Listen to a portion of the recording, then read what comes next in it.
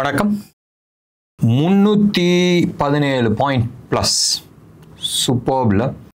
So நிறைய பேர் வந்து கேட்டிருப்பாங்க, லைக் 315 பாயிண்ட் நீங்கள் வந்து மார்க்கெட் கீழே வரும்னு சொன்னீங்க. ஸோ மார்க்கெட் வந்து ஃபைனலாக 22,800 உடச்சி மேலே நிற்கிது. என்ன சொல்கிறேன்?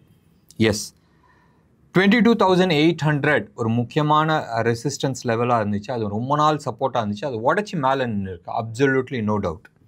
இப்போ வந்து அது வந்து சப்போர்ட்டாக மாறி இருக்குது. அண்ட் ப்ராபப்ளி ஒரு புல் பேக் ரேலி வரும்ன்றதை நான் சொல்ல. நேத்தோட நம்மளோட வீடியோ நீங்கள் பார்த்துருந்தீங்கன்னா நான் ஆப்ஷன் டேட்டாஸ் வச்சு சில இது சொல்லியிருந்தேன். மார்க்கெட் 150 பாயிண்ட் நேத்தோட வீடியோ ரைட், 150 பாயிண்ட் மேலே ஏறி இருக்குது.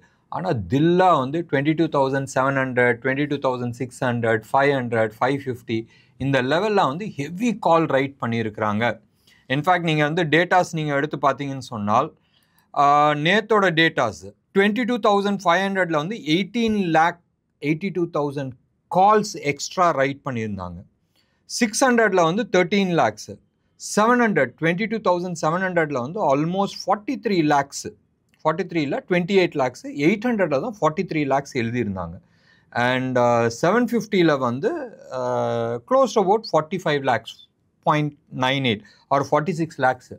அவ்வளோ எக்ஸ்ட்ரா கால் எழுதியிருந்தாங்க. பயங்கர தில் ரைட். ஸோ டெஃபினட்டாக வந்து மார்க்கெட் ஒரு 150 பாயிண்ட் ஏறுது, அந்த 22,500க்கு மேலே வந்து நிற்குது. அண்ட் அப்பயும் நீ வந்து அடங்க மாட்டேன்னு சொல்லிட்டு நீ கால் எழுதுனா என்ன ஆகும்? ஷார்ட் கவரிங் தானே வரும். வா என்கிட்ட இந்த இடத்துல இவ்வளோ லாக் இருக்குதுன்னு சொல்லும் போதும் டெஃபினட்டாக ஒரு ட்ராப் கொடுக்க தானே செய்வாங்க. அந்த ட்ராப்பு தான் வந்து இன்னைக்கு கொடுத்தாங்க. அண்ட் ஷார்ட் கவரிங் இருக்குன்றது நேத்தோட நம்ம வீடியோஸில் நம்ம வந்து சொல்லியிருந்தோம்.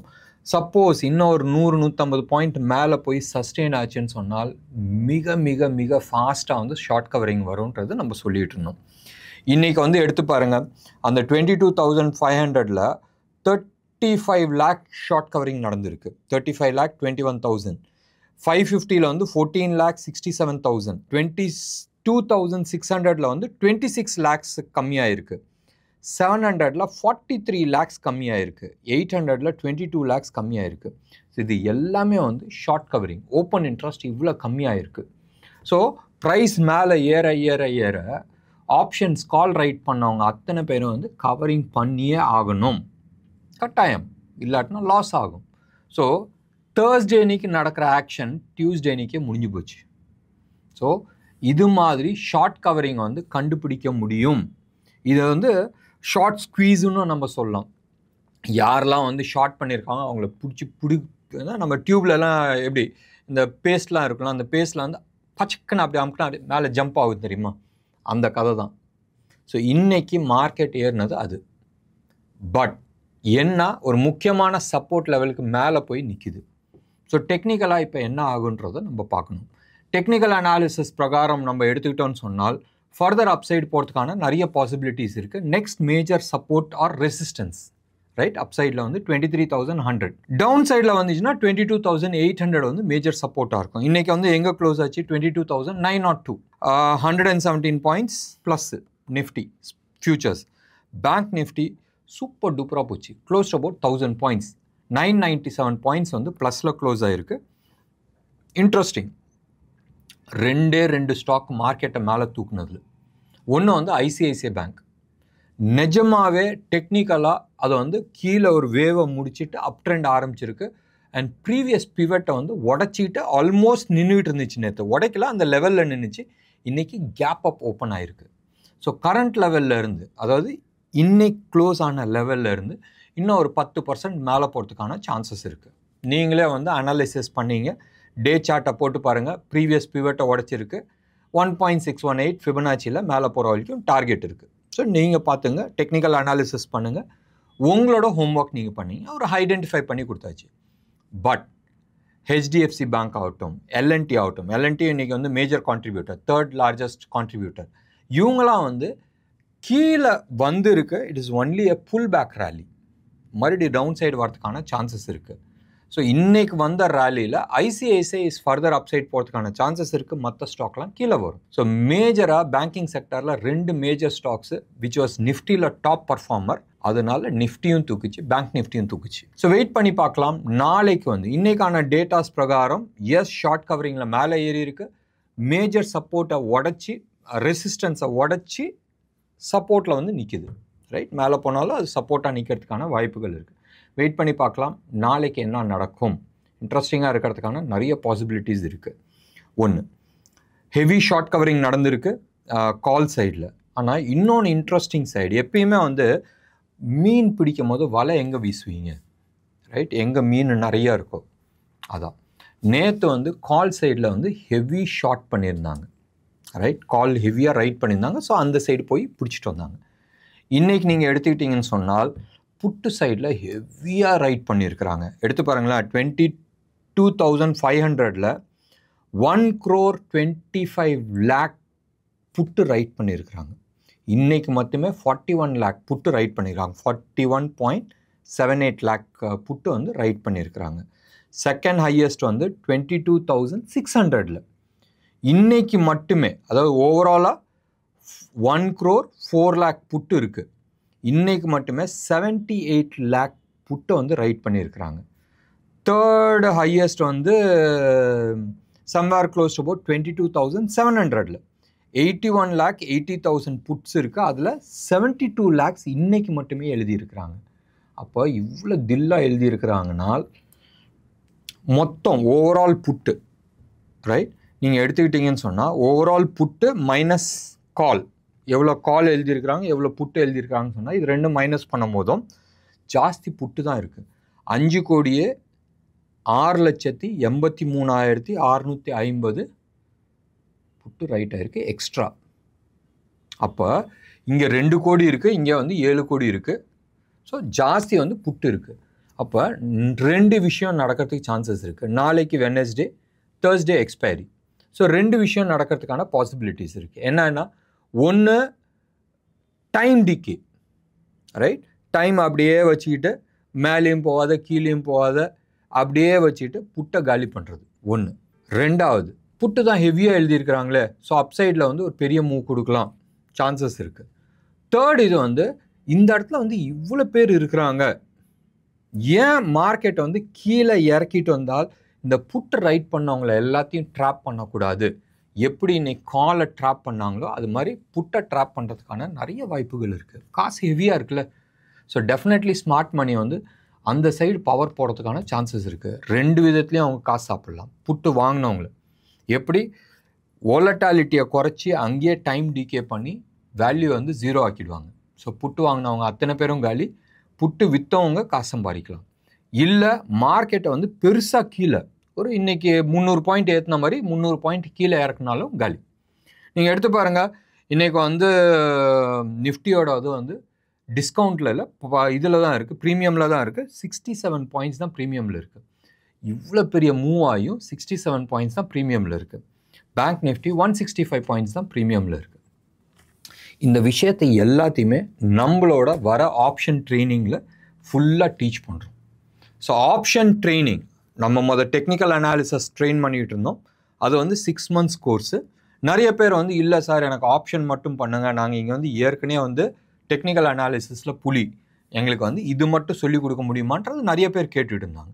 எஸ், வி ஆர் டீச்சிங் 5 நாள் class live, right. Saturday Sunday அன்னைக்கு theory and Monday to Friday வரைக்கும் நம்ம டீச் பண்ணுறோம். Totally 15 days session. இன்ட்ரெஸ்டிங்காக இருக்கும். டெஃபினட்டாக கம்ப்ளீட்டாக ஃபியூச்சர்ஸை மட்டும் டேட்டா அனாலிசிஸ் பண்ணுறோம், ஓப்பன் இன்ட்ரெஸ்ட் அனாலிசிஸ் பண்ணுறோம்.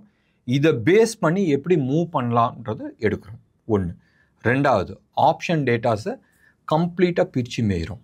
ஆப்ஷன் க்ரீக்ஸில் டைம் டிகேனா என்ன, டைம் டிகே எப்படி இது பண்ணுறாங்க, வோலட்டாலிட்டி வச்சு மார்க்கெட்டை எப்படி விளாடுறாங்க, இல்லை முன்னாடி ஒன்று காட்டி பின்னாடி ஒன்று எப்படி விளாடுறாங்க, இந்த விஷயத்தை எல்லாத்தையுமே வந்து உள்ளே போய் நம்ம இண்டிவிஜுவல் க்ரீக்ஸை நம்ம பார்க்கும் போதும் உங்களால் புரியும்.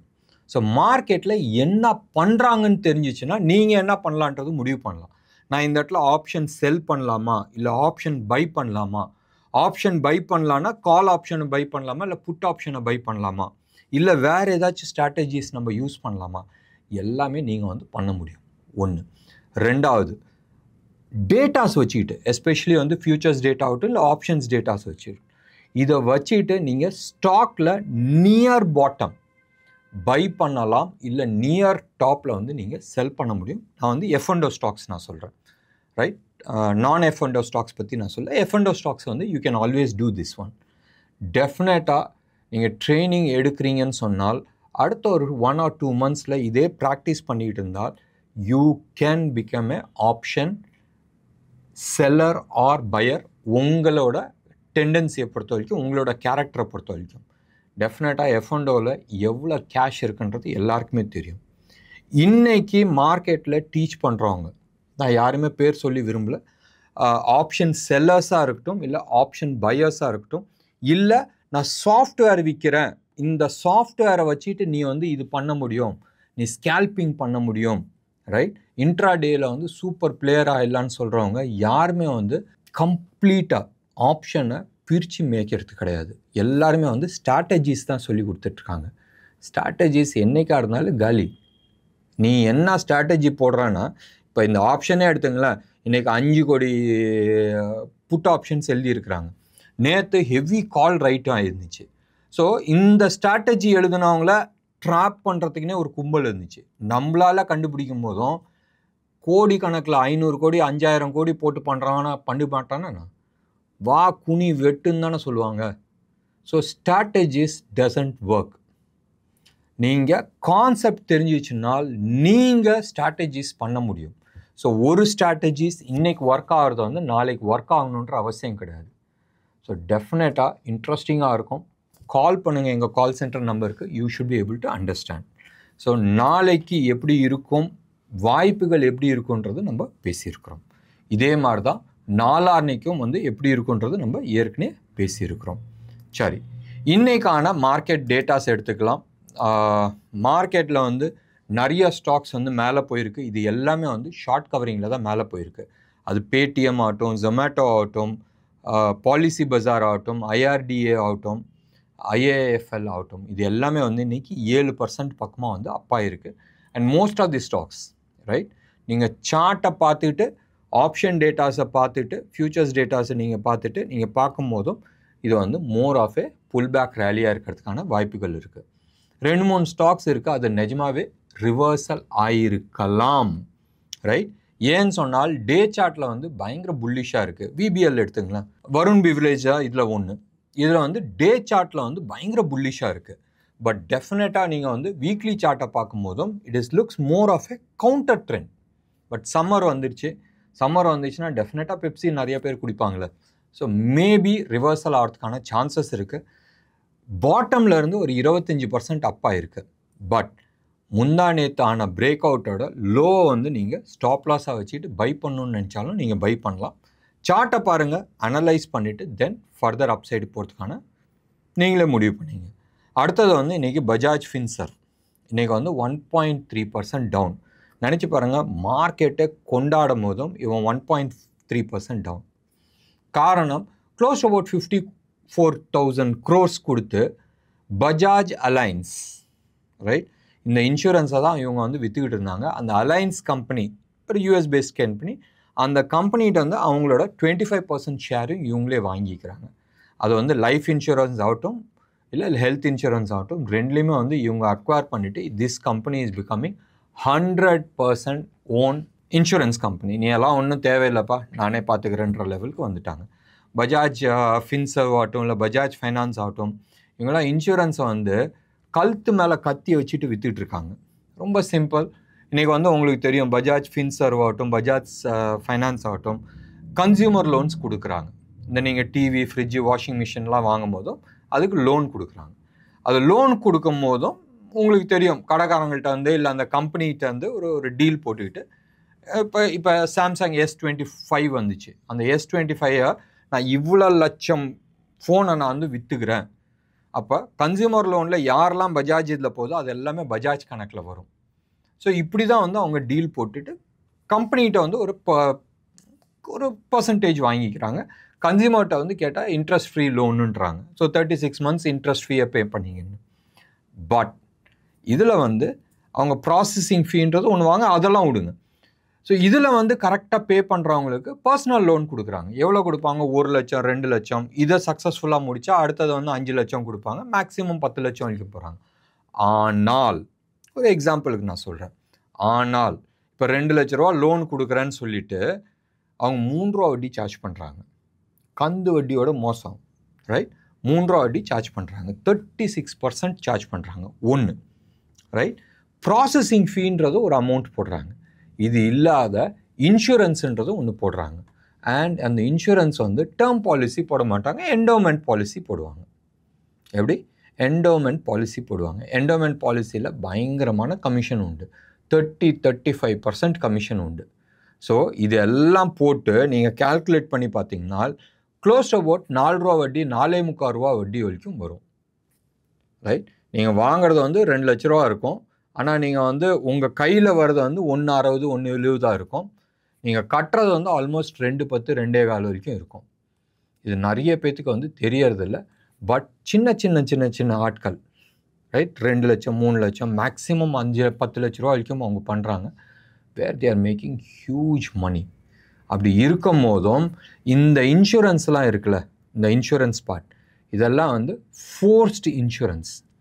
ஸோ இன்றைக்கி வந்து பஜாஜ் அலையன்ஸ் மார்க்கெட்டில் வந்து ஒரு பெரிய காம்படிட்டிவாக இன்றைக்கி எப்படி ஐசிஐசிஐ லும்பார்ட் ஆகட்டும், இல்லை ஹெச்டிஎஃப்சி எர்கோ ஆகட்டும், இல்லை டாடா ஏஐஜி ஆகட்டும், இல்லை நிறையா இன்சூரன்ஸ் கம்பெனி இருக்கு. இவங்க பெருசாக அட்வர்டைஸ்மெண்ட் பண்ணுறது கிடையாது, ஃபோர்ஸ்ஃபுல்லாக ஏஜென்ட்ஸ் கிடையாது. இது மாதிரி கன்சியூமர்கிட்ட வந்து ஃபோர்ஸ்ஃபுல்லாக வந்து வாங்குறதுல வந்து செம்ம காசு பார்த்துட்ருக்காங்க. இது வந்து ஒரு குற்றச்சாட்டுன்னே நான் வைக்கிறேன். நிறைய பேர் ஏமாந்து இருக்கிறாங்க, பார்த்துங்க. பட் ஸ்டில் இன்னைக்கு Bajaj is one of the best and successful stock மார்க்கெட்டை பொறுத்த வரைக்கும் ஒரு successful consumer finance company or NBFC, right, with minimal NPS. கம்பெனியாக எடுத்துக்கிட்டால் பயங்கர சக்ஸஸ்ஃபுல். பின்னாடி இருக்க ஆட்கள்கிட்ட எப்படி உரிகிறாங்க அது வந்து ஏற்றுக்க முடியாத ஒரு விஷயம். இன்றைக்கி வந்து ஸ்டாக் ஸ்பெசிஃபிக்காக நம்ம பேசுகிறதுல அர்த்தம் கிடையாது, ஒன்று. ரெண்டாவது வந்து எனிவே நான் வந்து சார்ட்டை காட்ட முடியாது பிகாஸ் ஆஃப் செபி ரிஜிஸ்ட்ரேஷன். நான் செபி ரிஜிஸ்டர்ட் அட்வைசர் கிடையாது. கோல்டுக்கு வரலாம். கோல்டு வந்து இன்றைக்கி தார்மாராக ஏறி இருக்குது. டாலர் இண்டெக்ஸும் ஏறி இருக்குது. எப்பயுமே டாலர் இண்டெக்ஸ் ஏறிச்சுன்னா கோல்டு அண்ட் சில்வர் கீழே இறங்கணும். இன்றைக்கி டாலர் இண்டெக்ஸும் ஏறி இருக்குது அண்ட் கமாடிட்டி ப்ரைஸஸும் ஏறி இருக்குது. ஸ்டில் டாலர் இண்டெக்ஸ் வந்து 0.15% தான் ஏறி இருக்குது. டாலர் இண்டெக்ஸ் வந்து 103.16 16 பைசா அங்கே தான் நிற்கிது, அதில் தான் நிற்கிது. பட் இவ்வளோ தான் ஏறி இருக்குது. சாதாரணமாக கமாடிட்டி ப்ரைஸஸ்லாம் பெருசாக கீழே விழுவணும். பட் க்ரூடு வந்து 3% ஏறி இருக்குது. நேச்சுரல் கேஸ் 1.6% ஏறி இருக்குது. கோல்டு வந்து $37 ஏறி இருக்குது. இன்ஃபேக்ட் $38 நம்ம சொல்லலாம். $37.99 ஏறி இருக்குது அண்ட் 1.26%. சில்வர் க்ளோஸ் அபவுட் 1.7% ஏறி இருக்குது. பெரிய ஏற்றம். Mainly because of Israel Hamas பிரச்சனை மீண்டும் வந்திருக்கு. அமெரிக்கா சொல்லிச்சு நான் தான் பாம்பு போட சொன்னேன். நேற்று நைட்டு செம்ம அடி அடிச்சிருக்கிறாங்க.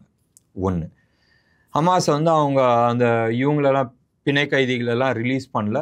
பரவாயில்ல, ஆல்மோஸ்ட் 2 வருஷம் ஆயிடுச்சு, அவங்க இறந்தாலும் பரவாயில்லன்னு பார்த்துட்டு போட்டு மொத்தமாக திம்ஸ் பண்ணியிருக்கிறாங்க. ஒன்று.